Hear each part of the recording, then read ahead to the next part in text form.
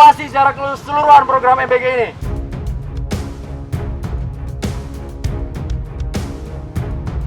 Program makan bergizi gratis yang selama ini digadang-gadang sebagai salah satu program unggulan pemerintah, kini menghadapi gelombang kritik baru. Puluhan aktivis turun ke jalan dan berdemo langsung di depan kantor Badan Gizi Nasional. Tuntutan mereka tegas, bukan sekadar evaluasi, bukan sekadar perbaikan, tetapi menghentikan sementara program makan bergizi gratis selama 30 hari. Apa yang sebenarnya terjadi? Mengapa program yang ditujukan untuk membantu masyarakat justru diminta dihentikan oleh kelompok masyarakat sipil? Dan benarkah ada persoalan tata kelola hingga dugaan konflik kepentingan di balik pelaksanaannya?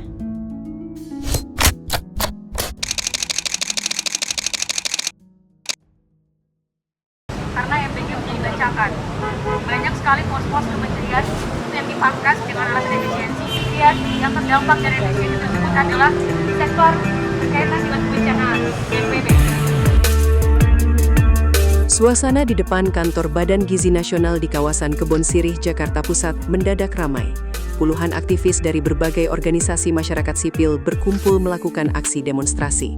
Mereka berasal dari sejumlah organisasi seperti Transparansi Internasional Indonesia, Celios, Suara Ibu Peduli, LBH Jakarta, Ibu Berisik, serta sejumlah organisasi lainnya. Mereka menamakan diri sebagai Koalisi MBG Watch. Tujuan mereka satu, mendesak pemerintah melakukan moratorium atau penghentian sementara program makan bergizi gratis. Dalam aksi tersebut, salah satu perwakilan koalisi sekaligus pakar hukum tata negara Bivitri Susanti menyatakan, program MBG perlu dihentikan sementara agar tata kelolanya bisa diperbaiki terlebih dahulu.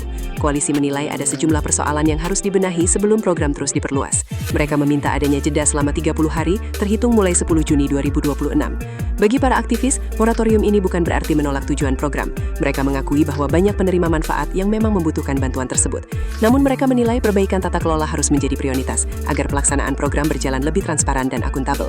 Menurut koalisi, tanpa evaluasi menyeluruh, berbagai persoalan yang muncul berpotensi terus berulang. Bisa ada penunjukan langsung nggak pakai tender. Nah itu aja kan artinya ini apa nih, kenapa harus buru-buru sih? Januari 2025 udah harus jalan, sampai Pak Prabowo ngeluarin uang sendiri kan, laporannya kan begitu saya baca ya, 110 miliar dari kantongnya sendiri. Kenapa sih? Kalau memang tujuannya mau baik, rencanakan kebijakan sebagaimana seharusnya. Jadi kalau dengan kondisi sekarang, menurut saya ganti kepala pun, dipaksakan cari uang pun, nggak akan menyelesaikan apa-apa. Gitu. Oke, tadi kan sebagai orang yang membuat dengan moratorium. Iya. Betul. Kalau dari Ketika orang-orang muda yang bersuara, Memang satu-satunya cara untuk melakukan evaluasi yang objektif dan menyeluruh adalah moratorium. Jadi saya setuju dengan itu. Jadi kalau misalnya katakanlah diperbaiki sana sini, cari duit lagi ya, kayak yang Bu Nani kan bilang mau ambil CSR-nya Bang Himbara misalnya. Nggak menyelesaikan masalah. Harus dievaluasi dulu, desainnya diperbaiki dulu. Nah, cara untuk memperbaiki sampai dengan desain pasti harus berhenti dulu, moratorium dulu. Pastinya kalau dari Mbak Bivitri sendiri menilai katakanlah dihentikan sementara, katanya di restart dari awal. Harus seperti apa ini sistem pelaksanaan MBG? Kalau menurut Mbak Bivitri efektifnya seperti apa? Apakah ada hal-hal yang mungkin harus dihilangkan atau seperti apa? Ya, pertama kan kalau kita moratorium, kita hitung dulu nih duitnya sebenarnya ada nggak sih? Karena kan kondisi ekonomi ini nggak kayak 2 tahun yang lalu, 3 tahun yang lalu ya. Beda banget sekarang dengan, kita aja udah ngerasain hari ini dengan kenaikan harga bahan bakar. Nah, itu satu. Jadi nanti kita bisa evaluasi dulu uangnya masih ada atau enggak. Dan dengan uang yang ada atau tidak ada itu, katakanlah mau maksain gitu ya. Dilihat dulu kalau misalnya yang dibangga-banggakan salah satunya yang dilakukan di Jepang, di beberapa negara bagian di India, di Brazil, itu caranya juga nggak dengan ngasih hak-hak untuk bikin dapur kepada yayasan-yayasan. Caranya adalah mereka memberdayakan kantin-kantin sekolah misalnya gitu. Kemudian orang-orang tua murid bikin sistem sendiri, ada pengawasnya, jadi ada checks and balances, dan memberdayakan juga kantin sekolah plus UMKM jadinya. Nggak ada penyalur-penyalur besar kayak sekarang gitu.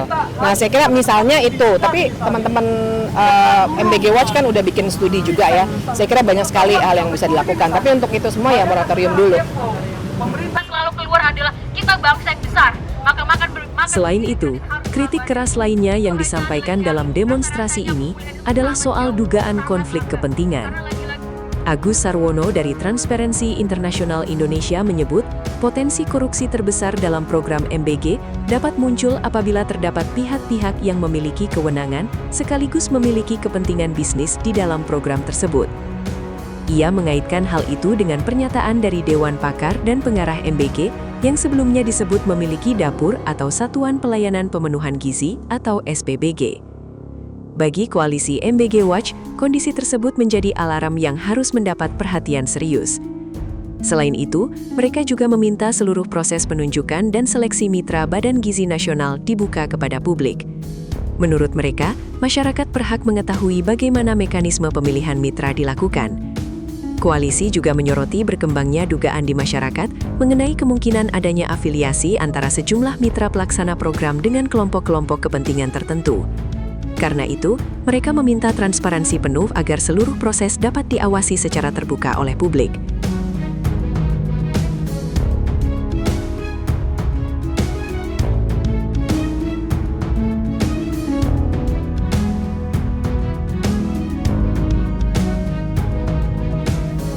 Program makan bergizi gratis diurusi oleh aparat keamanan satu-satunya negara di dunia.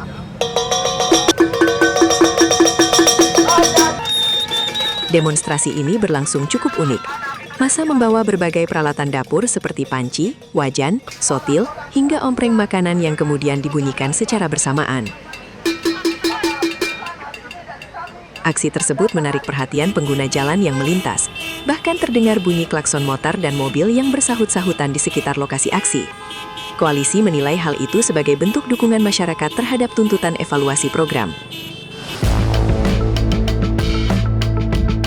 Tidak hanya itu, para demonstran juga membagikan makanan gratis berupa gorengan, lontong, dan onde-onde kepada masyarakat sekitar. Menurut Koordinator Advokasi MBG Watch, Galaude Muhammad, aksi tersebut merupakan sindiran terhadap program MBG. Ia menyebut makanan yang dibagikan berasal dari sumbangan kolektif masyarakat dan bukan dari uang negara maupun pajak. Puncaknya, massa melakukan aksi simbolis dengan menyegel papan nama kantor Badan Gizi Nasional menggunakan tali hitam kuning menyerupai garis polisi. Hingga aksi berakhir sekitar pukul 15.30 WIB, tidak ada perwakilan Badan Gizi Nasional yang menemui massa demonstrasi. Koalisi bahkan memperingatkan bahwa jika dalam 30 hari ke depan tidak ada moratorium maupun evaluasi, mereka akan kembali turun ke jalan dengan jumlah massa yang lebih besar. Demonstrasi ini menunjukkan bahwa program makan bergizi gratis tidak hanya menghadapi tantangan teknis di lapangan, tetapi juga tantangan kepercayaan publik. Di satu sisi, program ini disebut membantu banyak penerima manfaat. Namun di sisi lain, muncul tuntutan agar tata kelola, transparansi, dan potensi konflik kepentingan dibenahi terlebih dahulu. Kini pertanyaannya, apakah pemerintah akan merespons tuntutan moratorium tersebut, ataukah program makan bergizi gratis akan tetap berjalan seperti biasa? Tulis pendapat Anda di kolom komentar. Apakah MBG perlu dihentikan sementara untuk dievaluasi, atau justru harus tetap berjalan demi penerima manfaat yang membutuhkan?